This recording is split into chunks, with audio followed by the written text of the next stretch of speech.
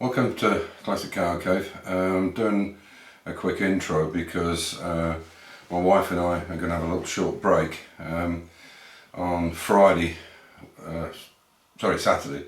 we're going to near Padua in Italy to Abano, which is a thermal region. So we're going to have 2 nights there, and then we're going to drive down to Florence, where we're going to have another 2 nights, probably go and see Pisa as well. And then I think Wednesday we drive back up towards Trieste, possibly a bit further round, past Venice, Trieste area, get another hotel for the night. And then we're going for 2 nights down to see some friends of ours in Croatia. They have apartments in Croatia, so we're going to go and see them for a couple of days, and then we should be back Saturday or Sunday. So this will be the last video for a week or so. But obviously Amir's here and Refka, so he's got quite a bit of work to do, metal work to do, and also a lot of sandblasting and painting, and there's quite a bit of work to do in the garden. So hopefully I'll be able to do some filming when I get back to put up for you of what he's been up to. Yeah, so I hope you enjoy the video. Again, it's what we're doing in reality. This is not made up.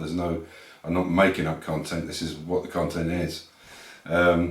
So as I said, I hope you enjoy the video, and I'll catch you in a week or 8 or 9 days, whatever. Take care.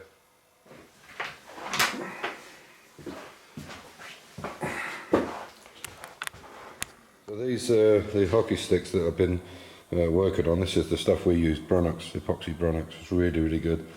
And you can see I've put it onto this bare metal. So I'll take this clamp off and just show you how it's actually going to be. So you can see I've put it on the inside and on here. I'll actually give it another one, and then tomorrow we'll weld this piece on, which will make this extension here. So you can see how much distance there is from, this is the original panel here, and I put a new one, or the old piece I undid the spot welds, got it in line and marked it. We've now tack welded that on. We weld this piece on, and that will give us a nice edge all the way across the inside of the wing. But we'll put it on tomorrow when it's dry. So, and we'll do exactly the same with the other side, but we'll custom build them to the wing so that we know that they're in line properly, rather than just doing both the same. So that gives you a pretty good indication there, side by side, and you can see how much, where that black is showing, that's how much further up it needs to be. I don't know why they've put them down at such an angle. And all these parts, along with the chassis, were bought when I first bought the car, by the company I bought the car from. I ordered it through them, so I don't know who actually made it, but yeah, that's quite a big difference, you know, at this end anyway, particularly. So we'll do the same thing tomorrow with this one. I'll take the spot welds out again, move it up, do exactly the same thing. So I've done the spot welds, and now what I'll do is just try and ease this off.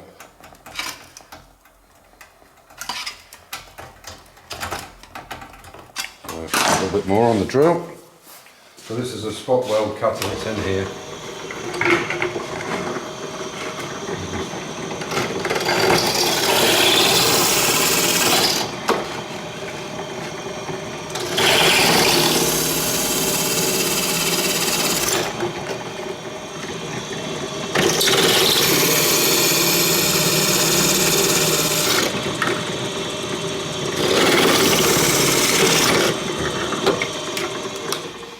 So this should now come off. I'll just tease it a little bit at a time. There we go. There we go.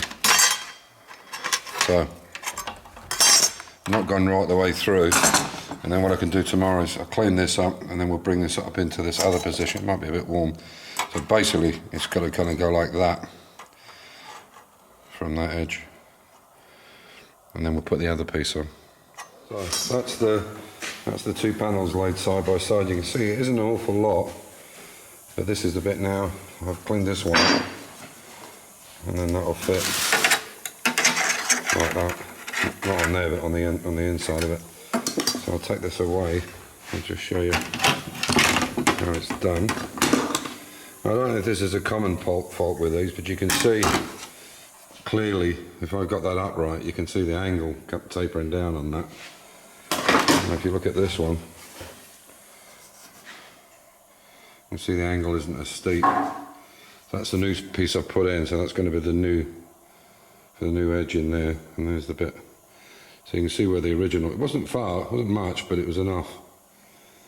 I suppose we could have put a bigger piece of rubber in it, but I think it's better if it's held tighter. So there we go. It's one done, one to go. So that's the second one built. You can see I've spot welded it in there. And now you can see the edge. I've just got to push that edge together now to put the rubber in.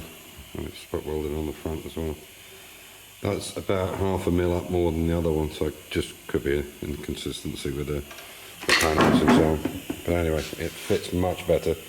I'll show you once they're in. See those splash guards inside and the way they fit up against the wing. But like I say at the top, I'm not particularly happy with it. It tends to come down a little bit, so I might rejig that. I'll take you around the other side. Sorry, it's a bit dark under there. But you can see basically how the system works.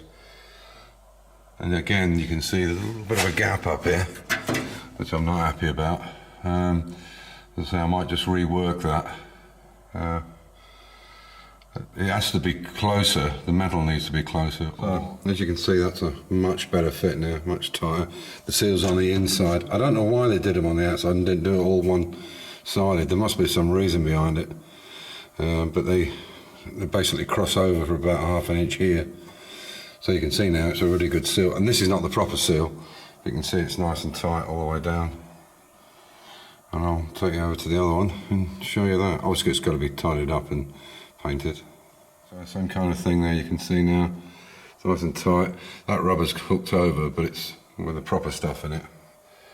The real sealer. That should work absolutely fine. It fits them far, far better now. So, good. Another job out of the way. So this is a job that Amir's been working on. I kept saying B pillars, I meant A, or with the A pillar from the near the window. So these are the vents, and you can see now that these, if I put the unit in, you can see that they actually line up now the way they're supposed to on them screws. Obviously there's a flap goes over this with a vent inside, and this is how the air was drawn into the car. A bit basic, but I guess it did the job. So you can see that's them both in now, and yeah, just got to fit them in. That's got to have a bend on it like that one does, and it's screwed into there. And we're starting to put up some of the dashboard stuff now. It's all been painted or sandblasted and painted, so we're starting to put some of that in. So floors, as you can see now, they're all nice here. There's a lot of cuttings and dust in it, but it's all the same level now. Here, all the way around, and there's no gaps in it. So floor tunnel's done. The rear splash guards were done early when we did the tonneau. The front splash guards are now done. The next thing we'll be putting in the what they call battery boxes in the wheel arch.